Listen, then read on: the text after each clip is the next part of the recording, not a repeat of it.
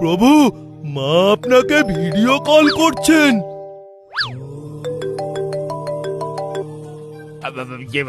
পার্বতী তোমাকে উল্টো দেখাচ্ছে কেন? লজ্জা, ফোনটা সোজা করে ধরুন আগে। হ্যাঁ? ও হ্যাঁ, এবার বলো, সব ঠিক আছে তো?